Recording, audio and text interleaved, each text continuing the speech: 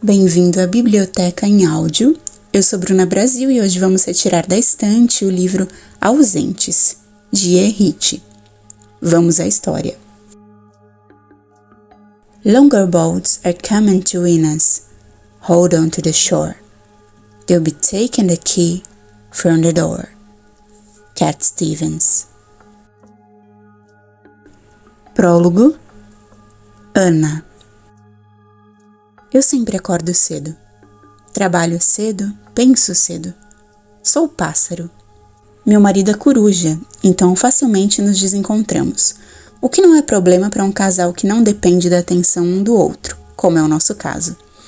Aproveitamos momentos juntos, mas aproveitamos ainda mais momentos individuais em uma independência simbiótica e incomum. Não somos comuns. Meu marido é alemão e veio para o Brasil, nem ele sabe bem por quê. Quando o conheci, me fascinou a ideia de um físico alemão no Rio Grande do Sul, o que me parecia algo atípico em sua natureza. Sim, as coisas inusitadas me atraem. Primeiro porque nasci diferente. Tenho ciclotimia, uma versão moderada do transtorno bipolar. Segundo porque nasci em cidade pequena, onde não ser igual aos outros imediatamente gera mal-estar. Quando conheci Frank, me convenci rapidamente de abandonar uma longa vida de empresária solteira convicta, o que eu já havia aceitado como uma realidade imutável. Sempre amei ficar sozinha, mas somente com Frank me dei conta de que era possível ficar com alguém e sozinha ao mesmo tempo. Eu estava em uma fase boa, sem nenhum episódio de depressão nem euforia, com uma sensação de estar gerenciando bem meu diagnóstico de paciente ciclotímica. E lá estávamos nós, juntos no meio do nada e com a sensação de estarmos distantes, apesar de apenas alguns quilômetros nos separarem do local em que nasci, a cidade de Bom Jesus. Estávamos com nosso cão, um bulldog inglês, pachorrento e mal-humorado que compartilhava de nossa leve misantropia. O dia estava nublado, uma névoa fria encapsulando o verão, reforçando a ideia da distância. Havíamos deixado dias antes uma Porto Alegre açoitada por um verão insalubre. A mesma alta umidade relativa do ar, que tornava o pôr do sol maravilhoso, fazia com que nos sentíssemos como se estivéssemos expostos todo o tempo ao hálito de um enorme dragão virulento. Nos campos de cima da serra, perto de uma virada do ano sem fogos de artifício, em um ambiente rústico e asceta, em um quarto digno de monge budista desprovido de interesses em bens materiais, havia uma densa neblina e um frio agradável, quase aconchegante. No prédio principal da pousada, um homem tímido de olhos azuis trouxe café em uma térmica já cansada. A esposa, o que inferi pelo contexto, era uma moça alta com unhas bem feitas, contrastando com os cabelos de mechas de um tom amarelado pouco natural, que não harmonizava com as sobrancelhas escuras. Usava maquiagem barata e pesada para o café da manhã, mas realçava os olhos também azuis. Apareceu com alguns pratos e desapareceu na cozinha sem nenhum comentário. O café da manhã era generoso, tudo fresco e gorduroso. Muita coisa frita com banha de porco, como se estivéssemos de volta à umidade média que o Brasil nunca acolheu. Barriga cheia, casacos e cão acostumado à cabana, fomos andar. Entender onde estávamos. Sentir o cheiro de um mato diferente, o mato de um lugar quase solitário na virada do ano. A motivação de mais 2 casais para estar lá nos intrigava tanto quanto a nossa própria. Estávamos a 100 metros de um dos canyons do Rio Grande do Sul, um lugar esquecido pela civilização onde milhares de anos esculturavam abismos verdes e intrigantes. Andamos por gramados imensos, um caminho plano e limpo. A grama molhada sob meus pés me reportava a minha infância. A vegetação, a umidade e o cheiro eram familiares e tinham a capacidade de me envolver como um útero materno. Era importante para mim sair da rotina. Eu adorava meu café, mas naquele ano as longas sessões de terapia haviam esgotado minha energia. Eu estava precisando de um local para esvaziar completamente meu cérebro e focar na forma de lidar com meus altos e baixos. Não podia imaginar voltar a viver ali, mas a região tinha um poder intenso de recarregar minhas baterias, refazer algumas sinapses e liberar endorfinas, pelo menos no curto prazo. Até a chegada à área dos canyons, o gramado se estendia de forma monótona, mas as nuvens já começavam a trazer a neblina.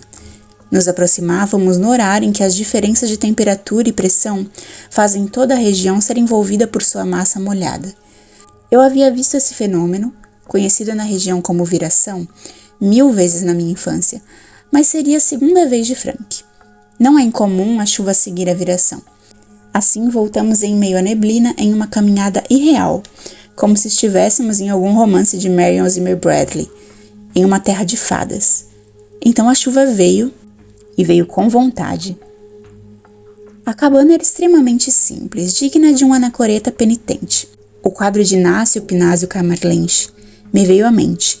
Eu o imaginei dentro daquele quarto lendo seu pesado livro amarelado.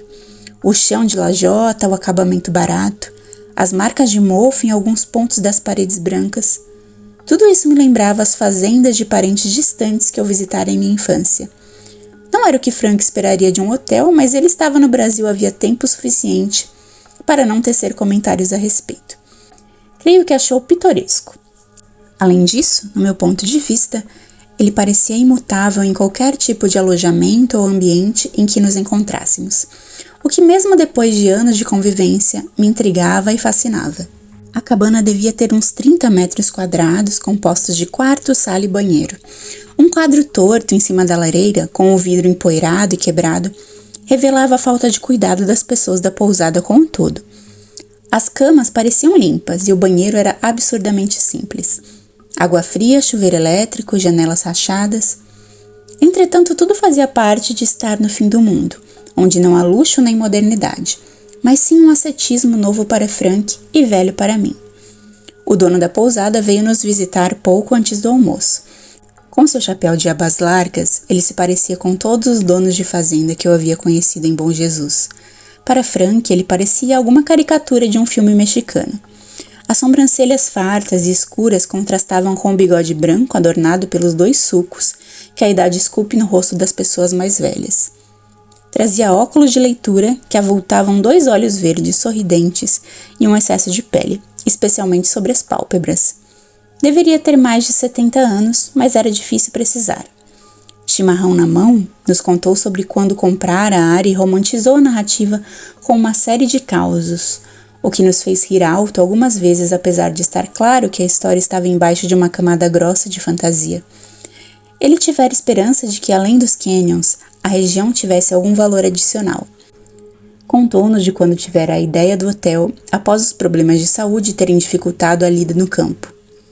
Enquanto escutávamos, divertidos, as histórias cheias de aventuras inventadas pelo nosso amigo, apareceu no horizonte em alta velocidade uma Hilux de um vermelho vibrante. Sentado na direção, um senhor de meia idade acenou com euforia e desapareceu. É o meu vizinho, Dr. Álvaro, milionário, comentou com um ar de falsa reverência, colocando as mãos nos bolsos da bombacha.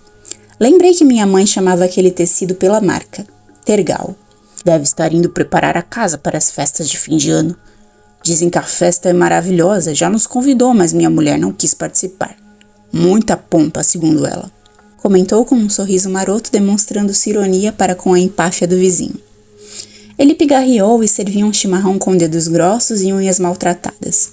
Via-se que ele cuidava de suas terras com as próprias mãos. Contou de algumas fazendas vizinhas nas quais foram encontradas reservas de terras raras que transformaram seus donos em milionários. Ninguém sabia bem onde as jazidas ficavam. Comprar aquelas terras parecia ter feito parte de algum tipo de loteria em um passado próximo. Em princípio, todas as jazidas pareciam já ter sido descobertas. Não havia nenhuma na propriedade do hotel, para sua infelicidade. Assim, continuava a explorar o turismo e a vista dos canyons. Depois do almoço, o sol abriu novamente. Resolvi sair com o cão para explorar o ambiente enquanto Frank terminava um livro que trouxera. Segui a estrada que nos levara até ali, visto que a chuva havia tornado a região um enorme lamaçal. Somente a estrada cheia de pedregulhos se encontrava em condições de travessia. Um riozinho seguia a estrada e estava cheio de vegetação que, se não fosse pelo barulho da água corrente, eu sequer o teria notado. Samambaias e avencas misturadas ao capim e ao mato alto o tornavam quase invisível aos olhos de quem seguia a estrada. Após cerca de 30 minutos de caminhada, me convenci de que podia soltar o cão da guia. Não havia visto nenhum ser humano ou veículo durante todo o trajeto, e ele raramente tinha chance de andar solto pela cidade, pensei. Entretanto, não demorou muito para eu me dar conta de que não fora uma boa ideia. Um gambá resolveu mostrar a sua cara preta e branca, cheia de dentes afiados, de rato do mato. Meu cão já o havia farejado mesmo antes de eu me dar conta e ladeou o córrego, latindo muito. Rapidamente, achou um ponto onde conseguiu passar para o outro lado, se distanciando da estrada com o firme propósito de destroçar o gambá, que já havia sumido na mata, deixando seu rastro fétido. Assustada porque o cão poderia entrar na mata e se perder, ou até ser mordido por alguma cobra, tentei fazer o mesmo trajeto que ele por cima do amontoado de lixo e restos de plantas, mas a estrutura cedeu com meu peso e me vi atolada até os joelhos. Soltei um urro tão diferente que o cão notou a urgência e, para meu alívio, ficou estarrecido me olhando com um misto de estranheza e insegurança. Apesar de estar suja, as mãos totalmente enlameadas, consegui rir da situação estúpida, da minha imprudência e falta de bom senso por não ter testado o chão antes de pisar. Enfim, resmunguei resignada, observando os pingos de lama espalhados pela minha blusa branca. Tive de me movimentar e tentar me alavancar em meio às plantas de forma a ter força para retirar os pés daquele amontoado de lama. Minha mente foi totalmente tomada por um medo absurdo de ver alguma cobra d'água enrolada em meu pé, e tenho de admitir que imaginei, inclusive, estar em areia movediça, pensamento que espantei ao me lembrar de que estava no Brasil, onde encontraria no máximo um atoleiro. Tenho a tendência de imaginar situações de perigo absurdas e incidentes comuns. Percebi, para minha surpresa, que junto com meu pé veio um amontoado de folhas mortas e pegajosas, e em cima destas um crânio que me pareceu ser humano. Aquilo foi tão inesperado que demorei a acreditar no que via. Mais uma invenção da minha percepção ciclotímica? Sacudi a perna e os restos se acomodaram na parte mais rasa do riacho. O crânio ali, meio exposto, virado para mim. Ok, não era a imaginação. Ponderei que deveria ser um crânio de animal, pois não fazia sentido para mim a existência de um crânio humano naquele lugar. Humanos são enterrados em cemitérios, não ficam boiando até serem encontrados por turistas desavisadas. Em um torpor inesperado e com o cão na guia, voltei pela estrada até a pousada. Cheguei a cogitar a possibilidade de levar o crânio, mas não me pareceu de bom senso andar por aí com aquilo nas mãos. Meu marido olhou divertido para o estado deplorável dos meus tênis, que de manhã haviam acordado brancos. Notei para onde ele olhava e pensei na idiotice que havia cometido ao não calçar as botas à prova d'água, das quais eu havia me gabado no dia anterior. Contei a ele sobre minha descoberta inesperada. Confesso que sequer a mim pareci convincente. Fiquei em dúvida acerca de comentar o fato na pousada, mas acabei decidindo contar a eles apesar de estarmos certos. Frank, mais do que eu, de que esse seria o pequeno mico da viagem. Para nossa surpresa, quando fomos tomar café da manhã no outro dia, uma viatura da polícia de Bom Jesus estava estacionada na frente da pousada. O crânio era sim humano. Capítulo 1. Ana. A viatura policial imponente estava estacionada em frente à pousada. Frank não pôde se conter ao comentar quanto dinheiro a polícia da região parecia ter. Uma moça de óculos retangulares de aro escuro se apresentou como Fernanda, junto com outra moça de cabelos cacheados, com mechas claras, que ficou calada o tempo todo depois de ter se apresentado como Mônica. Elas estavam ali com a perícia para examinar o local. E o crânio era, sim, com segurança humano. Senti um pequeno abalo pelo corpo. Um crânio humano? Parecia-me ao mesmo tempo irreal e improvável, mas não posso negar que sentia uma ansiedade estranha. Comecei a fantasiar histórias que pudessem explicar o ocorrido. Mas o ponto é que a ideia de ligar o crânio a um ser humano que vivera em algum momento, talvez em um passado distante, não me parecia real. Frank me olhava, impaciente, esperando que eu decidisse algo em vez de ficar parada ali, olhando o burburinho de olhos arregalados e distantes. Eu conhecia Frank muito bem. Notava quando seus olhos ficavam azuis e imperceptivelmente mais estreitos. Então sabia que estava impaciente. Ninguém percebia, mas eu sabia. Não fomos acompanhar a operação. Frank jamais teria aceitado, pois ele aprendera cedo a não se aproximar de locais de acidentes ou investigações. Um bando de curiosos atrapalha. E em alemão existe até uma palavra para isso, Gaffer.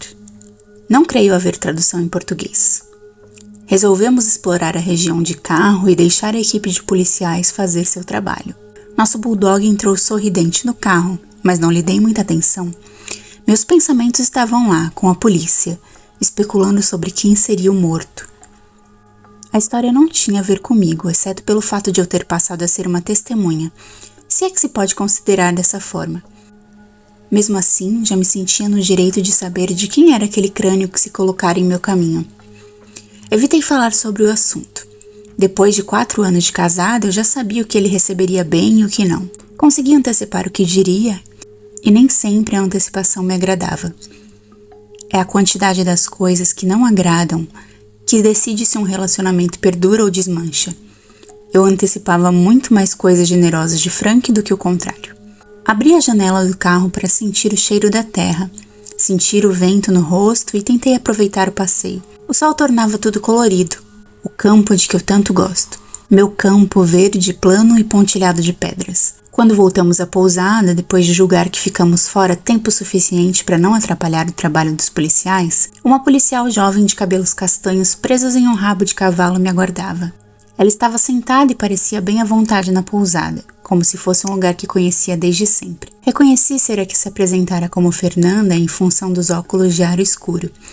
Pediu com cortesia e formalidade que eu deixasse meu endereço caso precisassem falar comigo de novo. A caneta pareceu estranha na minha mão. Nunca tinha entregado meu endereço a uma policial antes.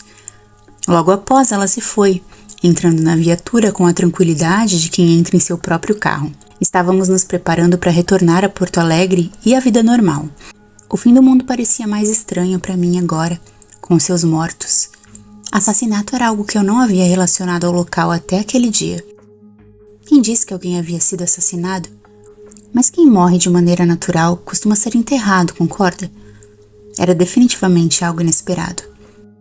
Frank dirigiu com cuidado de sempre, seguindo todas as regras, cuidando de mim e dos outros que cruzavam com a gente na estrada. Ele sempre me deu segurança. Estar com ele era como estar em uma banheira de água morna cheia de espuma, com todos os músculos relaxados e sem nenhum problema. Ele fazia a vida parecer absurdamente simples, o que me trazia uma tranquilidade sem preço. No momento em que o celular voltou a ter sinal, liguei para minha sócia para ver se estava tudo bem com o café. Senti um pouco de remorso por tê-la deixado sozinha, mesmo que fosse nosso combinado para os feriados. Resolvi não comentar sobre o crânio para contar depois ao vivo e foquei nas conversas sobre o que comprar para a semana e sobre as férias de uma funcionária. Rapidamente estava de volta ao mundo.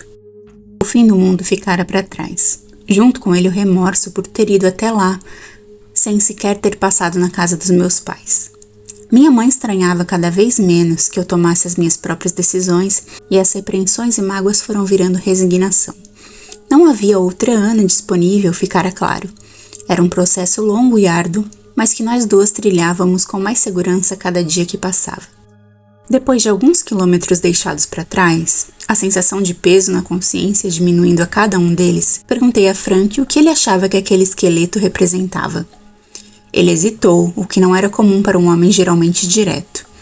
Fiquei em dúvida se ele avaliava o que responder ou se estava concentrado na estrada. E a resposta me espantou ainda mais que o tempo de espera. Com um olhar divertido, sugeriu que alguma esposa da região assassinara o marido agricultor infiel. Ou talvez o marido pedófilo. Eu o encarei, séria. Não conseguia brincar com uma morte que não tinha história. E ninguém teria dado queixa de seu desaparecimento, ninguém sentiu falta dele. Retruquei com uma leve irritação na voz.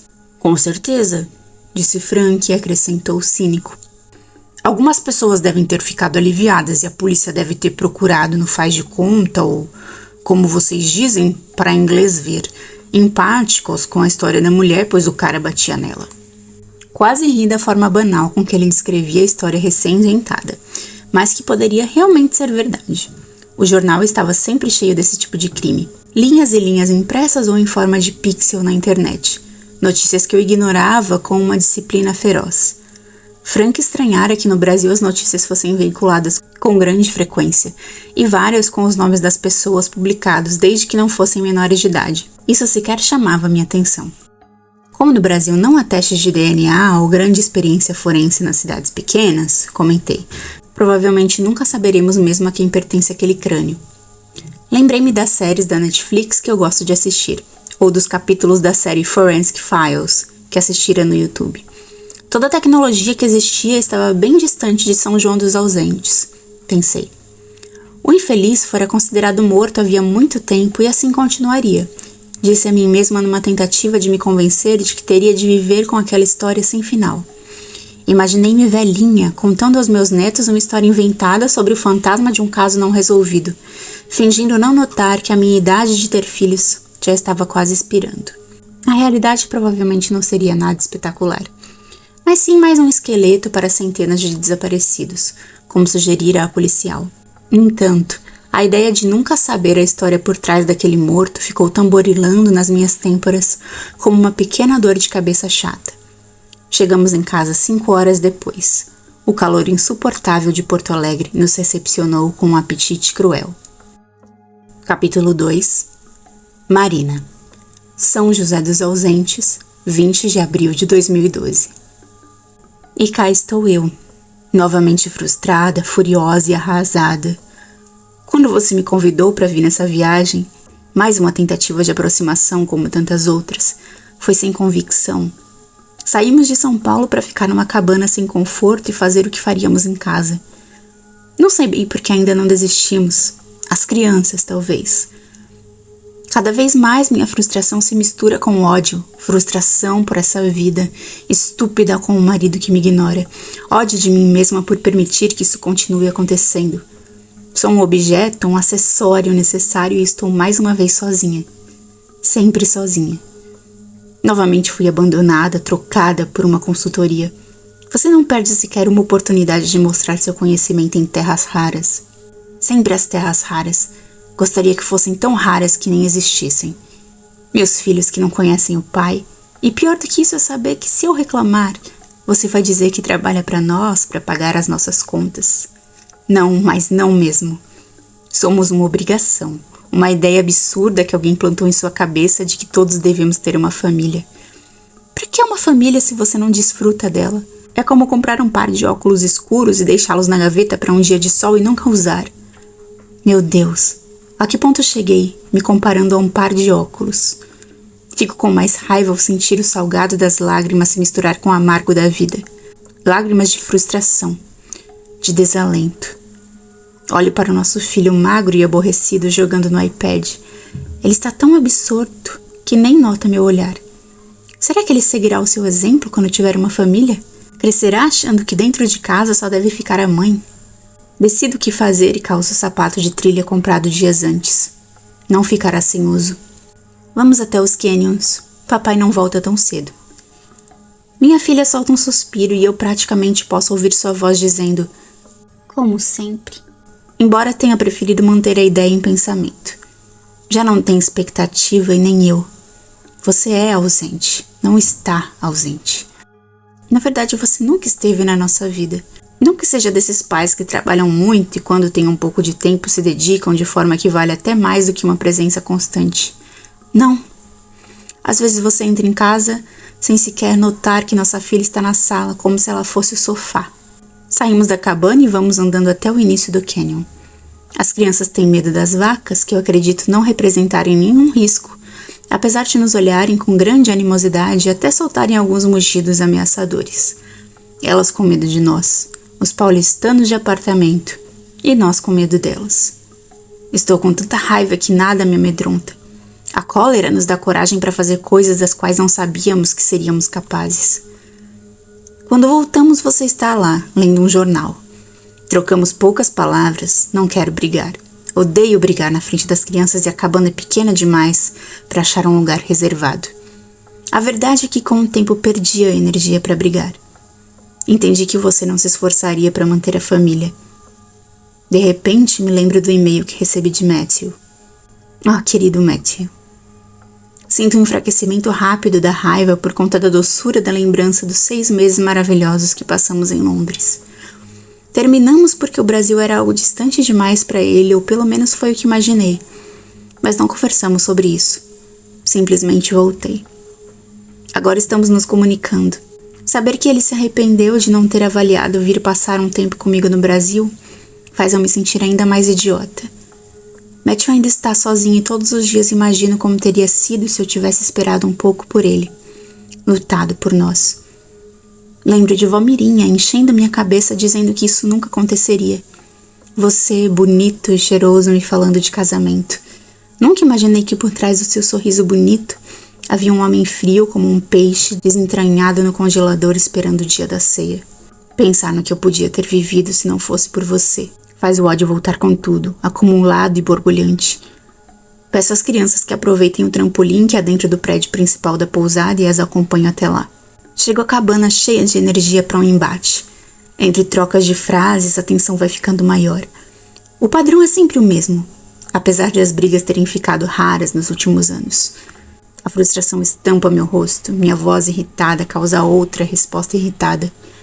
E assim por diante numa espiral sem volta. Um jogo rápido de tênis, cada bola vem com mais força, tentando deixar o adversário sem chance. Nem me preocupo com as crianças, sei que não vão aparecer tão cedo. Já são experientes, reconhecem o momento já programado, preferem nos deixar sozinhos, na intimidade da raiva, nos dar espaço para mais um enfrentamento sem fim nem começo. As palavras rolam sem raciocínio e sem motivo, ao mesmo tempo com todos os motivos do mundo, com todas as frustrações de anos de um casamento agourado. Um marido alheio e uma esposa infeliz, levando uma vida sozinha e triste, sem ter sequer expectativa e agora fortalecida por uma conversa com o ex. Depois da briga, sempre a mesma rotina. Choro escondido em geral no banheiro, cara vermelha e nenhum comentário com as crianças, que ainda não voltaram do trampolim. Sinto vergonha ao me questionar se elas entendem o motivo da minha tristeza. Vergonha por ter dado a elas uma família pela metade. Um pai ausente, cenas de um drama monótono e previsível.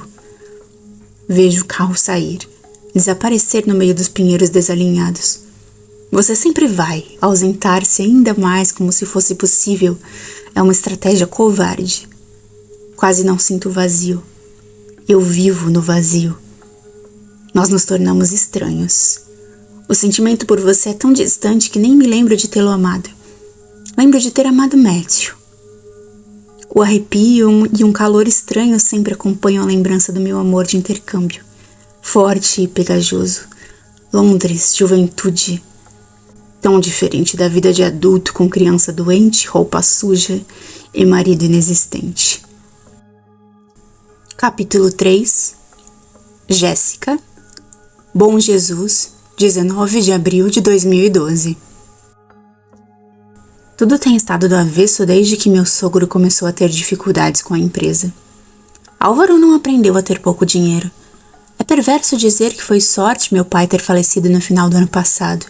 Tivemos uma boa desculpa para nos desfazermos da casa alugada e virmos para nossa nova casa velha em Bom Jesus. Eu sinceramente não me importo em não ter tanto dinheiro. Sempre fomos ricos de fachada. Meu pai gostava mais de álcool do que da sua reputação de médico da cidade e não ficava só nisso. Tinha suas aventuras, que você não deveria conhecer, mas sei que conhecia. Vocês tinham um pacto selado pelo instinto, silencioso como se falar fosse derrubar um castelo de cartas bambu que todos queriam de pé. Vivemos da aparência que você sempre cultivou, fazendo de conta que ninguém sabia que por trás daquela fachada bem mantida estava uma família decadente que comia mal para pagar o meu balé, minhas aulas de piano e o carro novo de todos os anos. Diferente de Álvaro, que foi rico de verdade. Um rapaz desconhecido entrou na nossa casa para discutir com Álvaro. Sinto uma mistura de medo e admiração. Acho que é a primeira vez que vejo alguém enfrentá-lo. Na minha poltrona na varanda, fico me perguntando quem é o cara. Um credor, talvez? Não é usual alguém tirar satisfações na casa dos outros. Por que Álvaro recebeu? Eu não devia achar isso tão estranho, mas quando nada demais acontece em nossa vida, qualquer pequena fuga da rotina soa como algo grandioso. O evento do ano. Enquanto Álvaro e o desconhecido estão no gabinete de portas fechadas, fico na varanda vendo Alvinho andando de bicicleta na calçada com a ajuda da empregada. Estamos fazendo um esforço enorme para mantê-la. Você vendeu uma parte do pouco que recebeu de herança em Porto Alegre. Estamos Estamos tentando manter o padrão. De novo é você, mamãe, que está mantendo as aparências.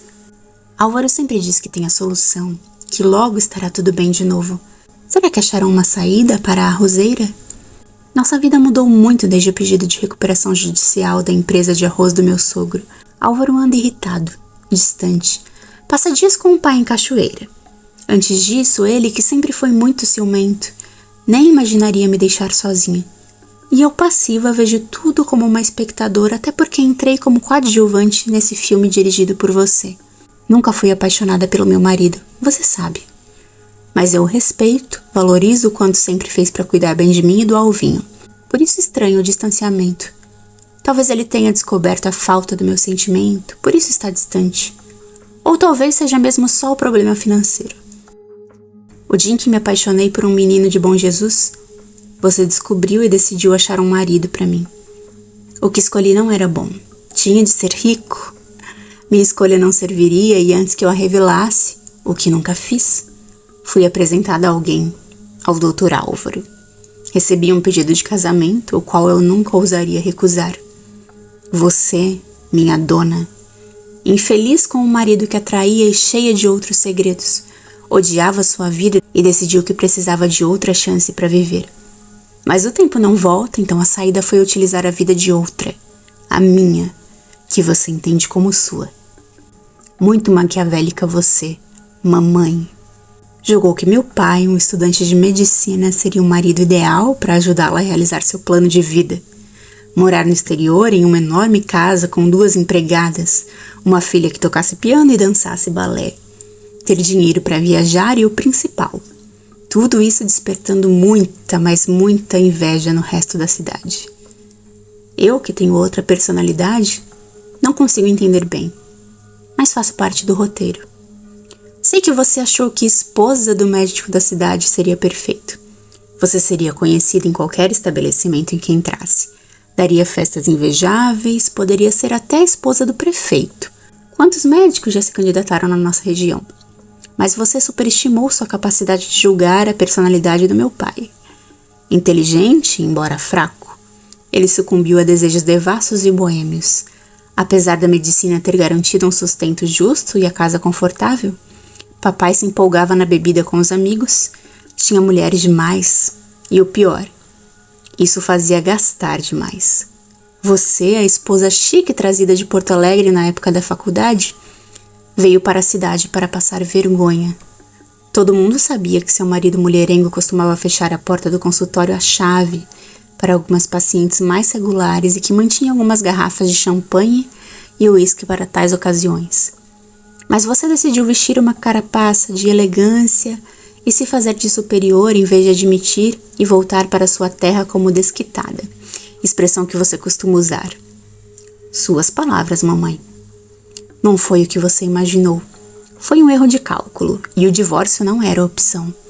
A opção era não se envolver muito com as pessoas, levantar a cabeça, viver a vida como se fosse o que você queria e iniciar os planos para uma outra vida que ainda estava por ser definida. E assim você começou a fantasiar planos para mim. Tudo foi pensado, desde as aulas de piano e balé até o dia do meu casamento com Álvaro, o Dr. Álvaro. De novo você cometeu um erro de cálculo. Casou-me com o filho de um rico arrozeiro de Cachoeira do Sul, agora um nobre, porém pobre. E cá estou eu, sentada na sua casa em Bom Jesus, morando de novo com você e sem saber como será o futuro. Sabendo que não será como você esperou, casada com o dono de uma arrozeira que nos dá muito lucro. Tudo em vão. Tudo errado. E eu assisti. Só assisti, sempre assisti. Nasci passiva ou você me fez passiva? Eu não sei. Ambos, provavelmente. Se tomei consciência disso, não posso mudar?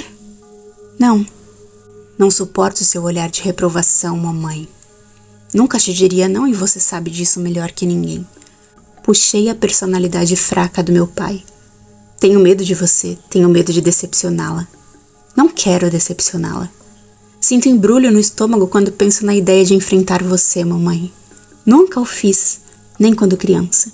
Sempre tentei agradar a todos a qualquer preço, fazer pouco barulho, aparecer o menos possível, deixar a ribalta para você. Será que isso sempre acontece com mulheres que nascem de mães fortes e dominadoras como você? Ou tem a personalidade de que você precisava para isso dar certo? Eu sempre imagino que se eu reclamar ou me rebelar, você nunca mais vai olhar para mim e vou ficar sem família, sem nada. Álvaro não é minha família. Basta ele resolver ter outra esposa e serei a ex. E quem controla o relacionamento de qualquer forma é você. Se eu enfrentá-la, você pode terminar o meu relacionamento com o Álvaro. Sim, você tem esse poder. E o que eu faria sozinha com meu menininho de 8 anos? Não sei me sustentar. Não tenho ideia de como a vida funciona. Nunca tive sequer uma conta no banco. Você tem estado radiante desde que me casei com o Álvaro, dona da sua casa e da minha, pelo menos enquanto tínhamos uma. Toma decisões em 2 lares, quase que com 2 maridos. Um morto e um emprestado. Com a diferença de que Álvaro dorme comigo e você dorme com outro. Com outros. Sim, mamãe, eu sei. Acho que você não sabe que eu sei. Mas eu sei. Você tem coragem. A coragem que eu nunca tenho. Não tenho coragem de trair você nem Álvaro. Só sei trair a mim mesma. Boicotar a mim mesma. Ficar olhando tudo passiva. Só não sou passiva como mãe. Meu filho é tudo. Nele você não chega. Ele é minha missão. Fique com Álvaro, com minha vida de dona de casa, com minha vida de esposa, mas não dou a você minha vida de mãe. Alvinho me preenche. Meu menino, meu doce, meu tudo. A porta do gabinete de Álvaro se abre e o estranho sai. Seu semblante está visivelmente irritado. Uma leve apreensão me preenche, mas ao olhar para Álvaro, não vejo nenhum sinal de alerta. Ele parece tranquilo. Então me tranquilizo também. Até que tenho a impressão de que você e Álvaro trocam um olhar. Algo dentro de mim é acionado.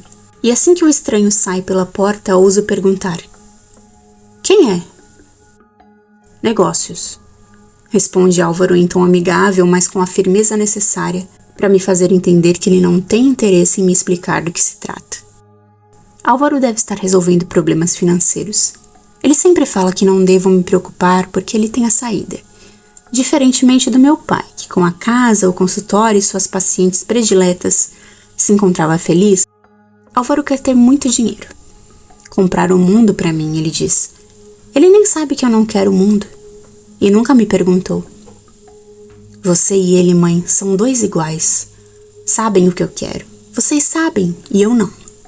Eu sou um avatar de vocês 2, vivendo uma vida de marionete na qual a casca é minha e o roteiro é de vocês. Eu sou a atriz de uma peça que não escrevi.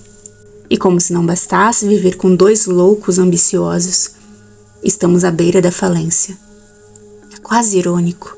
Você vai diretamente até Álvaro e pergunta algo em voz baixa.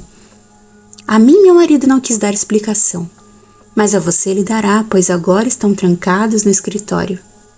Eu continuo aqui, vendo meu menininho andar de bicicleta orgulhosa.